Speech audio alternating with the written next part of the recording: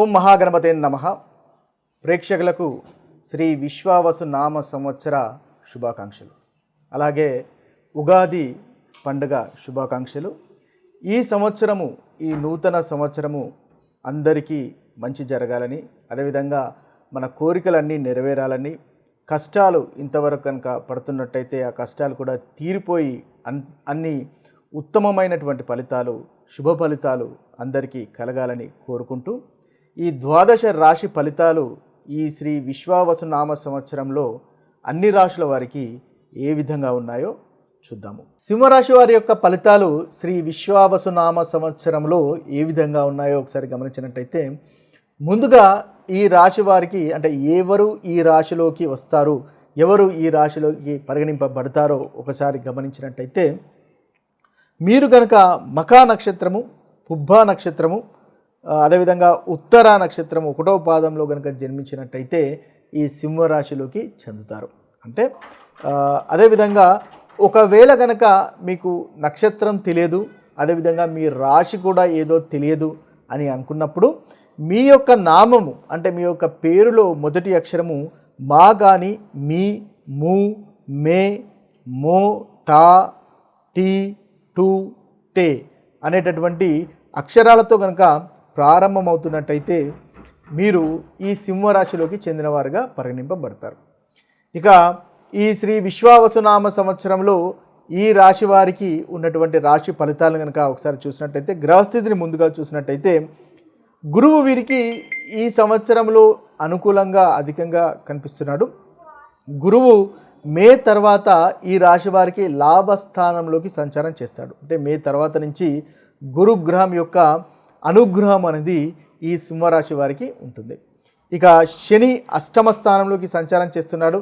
శని వీరికి సప్తమ స్థానం నుంచి అష్టమ స్థానంలోకి సంచారం చేస్తున్నాడు. కాబట్టి అష్టమ శని అని అంటారు కదా, ఆ శని అనేది మనకి సింహరాశి వారికి ప్రారంభమవుతుందని చెప్పవచ్చు. ఇక రాహు కూడా అష్టమం నుంచి సప్తమంలోకి సంచారం చేస్తాడు. అష్టమ స్థానము, అదేవిధంగా సప్తమ స్థానము. కేతువు 2వ స్థానము, అదేవిధంగా 1వ స్థానంలోకి సంచారం అనేది చేస్తున్నాడు. ఇది స్థూలంగా మనకి సింహరాశి వారికి ఉన్నటువంటి ఈ సంవత్సరంలో ఉన్నటువంటి గ్రహస్థితి.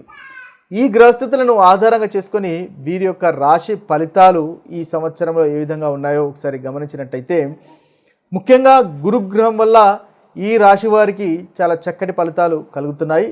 అది మనకు మే మాసం నుంచి అక్టోబర్ వరకు గురుగ్రహము లాభస్థానంలో సంచారం చేస్తాడు. కాబట్టి ఉత్తమమైనటువంటి ఫలితాలు ఈ సింహరాశి వారికి కనిపిస్తున్నాయి.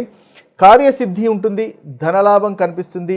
గురుగ్రహం వల్ల ఏదైతే సింహరాశి వారికి పంచమాధిపతి, అదేవిధంగా అష్టమాధిపతి అయినటువంటి గురువు లాభస్థానంలోకి సంచారం చేస్తాడు. కాబట్టి వీరికి చాలా చక్కటి ఫలితాలు అనుకోకుండా మనకు కలిగేటటువంటి అవకాశాలు కనిపిస్తున్నాయి. సంతానం లేని వారికి సంతానం అనేది కలుగుతుంది. అదేవిధంగా ప్రేమ వ్యవహారాలు అనుకూలంగా కనిపిస్తున్నాయి. ప్రేమ వ్యవహారాలు పెళ్లికి దారితీసేటటువంటి అవకాశాలు కూడా సింహరాశి వారికి అధికంగా గోచరిస్తుంది. లాభస్థానంలో సంచారం చేస్తున్నప్పుడు మీ యొక్క వ్యాపారాన్ని నెక్స్ట్ లెవెల్కి తీసుకునేటటువంటి అవకాశాలు కనిపిస్తున్నాయి. వృత్తి విషయంలో కూడా లాభదాయకంగా ఉంటుంది.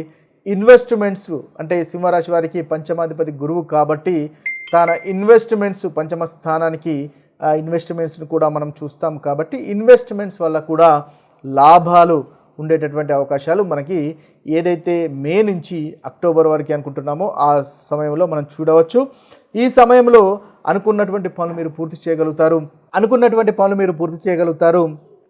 ఈ సమయంలో అంటే మే నుంచి మొదలుకొని అక్టోబర్ వరకు ఏదైతే గురువు వల్ల పంచమాధిపతి కాబట్టి ఇన్వెస్ట్మెంట్స్ వల్ల ఉన్నటువంటి లాభాలు కూడా ఆ సింహరాశి వారు పొందేటటువంటి అవకాశాలు కనిపిస్తున్నాయి. వాహనాలు కొనడానికి ఇది మంచి సమయంగా చెప్పవచ్చు. మీకు తగినటువంటి వాహనాలు కూడా సమకూర్చుకునేటటువంటి అవకాశాలు కూడా మనకి ఈ సంవత్సరము, ఈ విశ్వావసు నామ సంవత్సరంలో సింహరాశి వారికి గోచరిస్తుంది. వివాహ ప్రయత్నాలు కూడా మీకు తప్పకుండా ఫలిస్తాయి. ఇవి స్థూలంగా వీరికి ఉన్నటువంటి ఈ సంవత్సరంలో ఉన్నటువంటి గ్రహస్థితి. అయితే ప్రతికూలమైనటువంటి ఫలితాలు కనుక మనం ఒకసారి చూసుకున్నట్టయితే, వీరికి శని అష్టమ స్థానంలో సంచారం చేస్తున్నాడు. కాబట్టి కాస్త ఆరోగ్య విషయంలో జాగ్రత్త పడవలసినటువంటి అవసరము ఎంతైనా ఉంటుంది. శని అష్టమంలో ఉన్నాడు, కాస్త చింత, చికాకు, మానసికమైనటువంటి ఆందోళన కూడా ఉండే అవకాశాలు మనకి సింహరాశి వారికి ఈ సంవత్సరం మొత్తం గోచరిస్తుంది. అయితే అంతగా మీరు ఆందోళన పడవలసినటువంటి అవసరము ఎక్కువగా ఏమీ కనిపించట్లేదు. ఆరోగ్యాన్ని జాగ్రత్తగా చూసుకోండి, వ్యాయామాలు చేయండి, తద్వారా మంచి ఫలితాలు పొందుతారు. వృత్తి విషయంలో కూడా ఫోకస్ పెట్టండి, డిసిప్లైన్డ్గా ఉండండి. తద్వారా ఏదైతే శనిగ్రహం వల్ల కలుగుతున్నటువంటి ప్రతికూలమైనటువంటి ఫలితాలు ఉన్నాయో ఆ ప్రతికూలమైనటువంటి ఫలితాలు అనుభవంలోకి రాకుండా ఉంటాయి. నిజాయితీగా ధర్మబద్ధంగా ఉన్నవారిని శని ఎప్పుడూ అంతగా బాధించడు. కాబట్టి ఆ విషయంలో కనుక మీరు అలా ఉన్నట్టయితే తప్పకుండా మీకు చక్కటి ఫలితాలు కలుగుతాయి. శనిగ్రహం వల్ల కలిగేటటువంటి ప్రతికూలమైనటువంటి ఫలితాలు కూడా తొలగిపోతాయి. అయితే కేతువు 2వ స్థానంలో సంచారం చేస్తున్నాడు. ధనం విషయంలో కూడా కాస్త ఇబ్బంది ఉండేటటువంటి అవకాశాలు కనిపిస్తాయి. కాబట్టి సేవింగ్స్ కనుక ఉన్నట్టయితే ఆ సేవింగ్స్ని జాగ్రత్త పరుచుకునే ప్రయత్నం చేయండి. ఖర్చులను ఈ సంవత్సరము అవాయిడ్ చేసే ప్రయత్నం చేయండి. సేవింగ్స్ను ఇంప్రూవ్ చేసుకునే ప్రయత్నం చేయండి. తద్వారా సింహరాశి వారికి ఈ సంవత్సరంలో ప్రతికూలమైనటువంటి ఫలితాలను అధిగమించడానికి అనుకూలత అనేది పెరుగుతుంది. అయితే ఈ రాశి వారికి ఈ ప్రతికూలమైనటువంటి ఫలితాలు తొలగిపోయి అనుకూలత పెరగడానికి పరిహారాలను కనుక ఒకసారి మనం గమనించినట్టయితే శని 8వ స్థానంలోకి సంచారం చేస్తున్నాడు. కాబట్టి శనిగ్రహము, రాహుగ్రహము, కేతుగ్రహము ఈ 3 గ్రహాలు శని, రాహు, కేతు గ్రహాల యొక్క పరిహారాలు కనుక చేసుకున్నట్టయితే శ్రీ విశ్వావసునామ సంవత్సరంలో కలుగుతున్నటువంటి ప్రతికూలమైనటువంటి ఫలితాలు తొలగిపోయి అనుకూలమైనటువంటి ఫలితాలు కలుగుతాయి. ఈ సంవత్సరాంతంలో ఎప్పుడు వీలైతే అప్పుడు ఈ 3 గ్రహాల యొక్క పరిహారాలు చేసుకునే ప్రయత్నం చేయండి.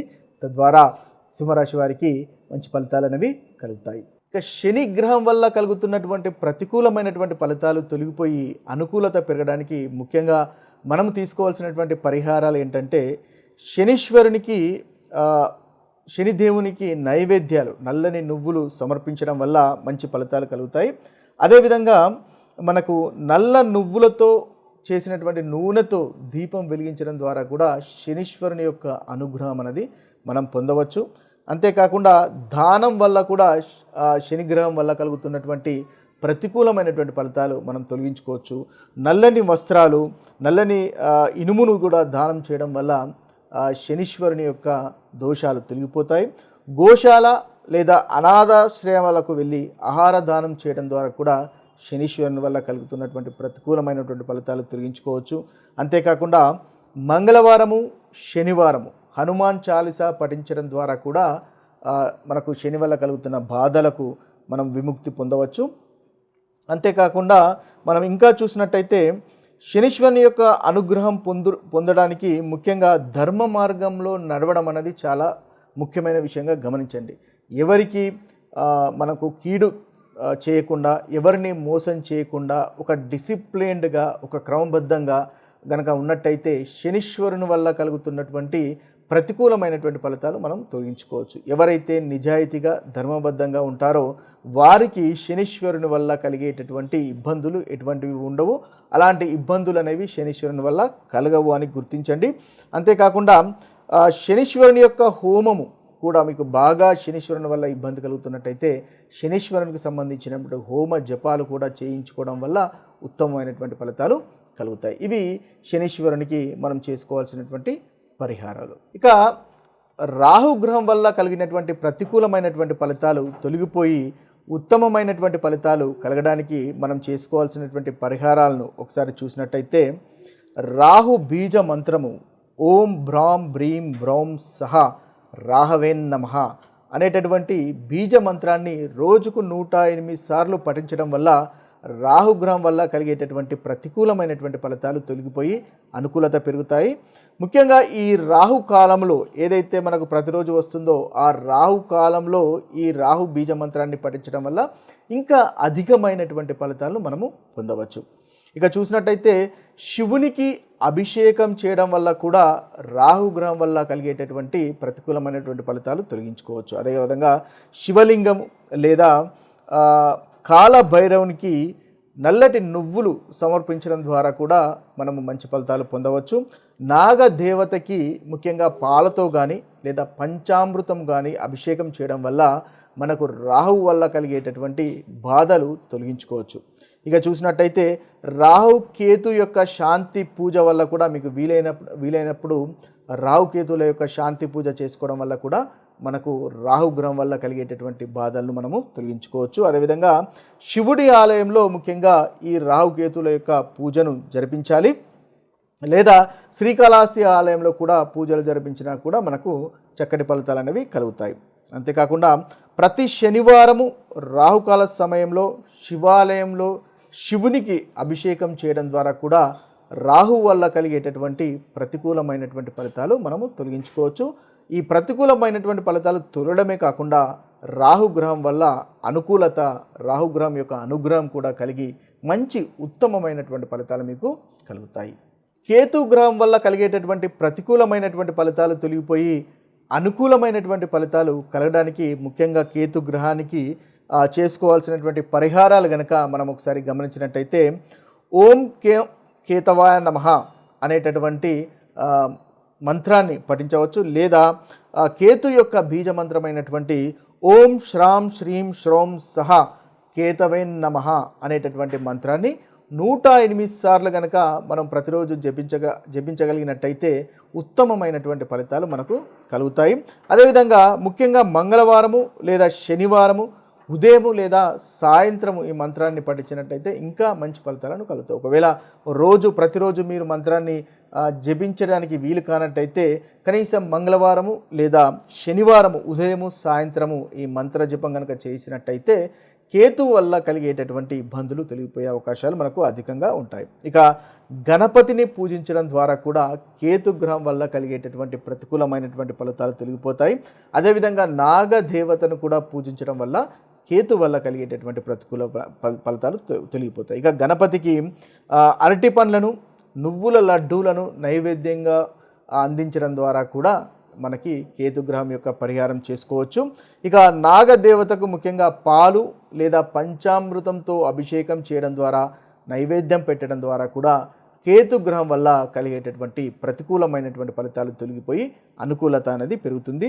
శివుణ్ణి ఆరాధించడం వల్ల కూడా కేతుగ్రహ దోష పరిహారం కూడా జరుగుతుంది. అదేవిధంగా శివునికి అభిషేకం చేయడము, ఓం నమ శివాయ అనే మంత్రాన్ని 108 సార్లు జపించడము ప్రతిరోజు.